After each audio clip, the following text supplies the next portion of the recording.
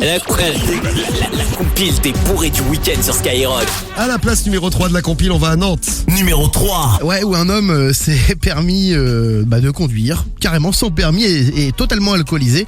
Et donc forcément, comme il faisait quelques zigzags, la police est passée par là, l'a rattrapé. Et lui, comme il voulait échapper donc au contrôle, il a sauté de sa bagnole pendant qu'elle était en marche. Voilà, en train de rouler. Il a sauté, il a fait un petit roulé-boulet sur le sol. Bon, peine perdue, il a été rattrapé quelques mètres plus loin, l'épaule dans le sac en plus. Le conducteur de 28 ans a été contrôlé positif à l'alcool et au THC. Il est parti décuver tranquillement au poste. C'est la compile des bourrés et des foncés du week-end. Là, c'est ça. Sur ce coup-là.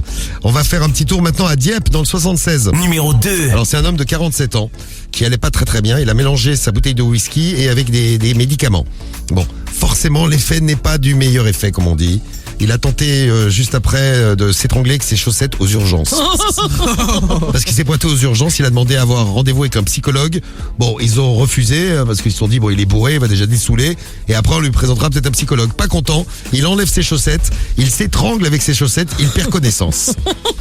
Bon, à ce moment-là, ils l'ont placé dans un brancard et puis l'homme s'est relevé parce qu'ils ont entendu, bon, évidemment, il était mort de rire.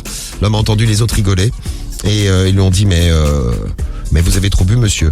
Lui, non, il n'avait pas trop bu. Il voulait juste se faire un petit psychologue dans la nuit.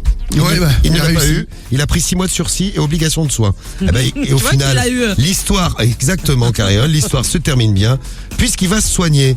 Et on finit à la place numéro 1 sur la Côte d'Azur. Ça boit aussi sur la Côte d'Azur. Numéro 1. En effet à Cannes, puisque cette compile est 100% française, où un homme a été surpris en train de saccager les décorations de Noël de la ville.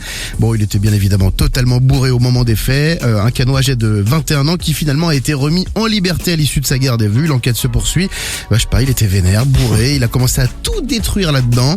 Vu son comportement, pas sûr qu'il trouve un cadeau au pied du sapin le 25 décembre. Ça, on verra. En effet, oui. Il n'est pas prêt de trouver. Où est la magie de Noël, hein?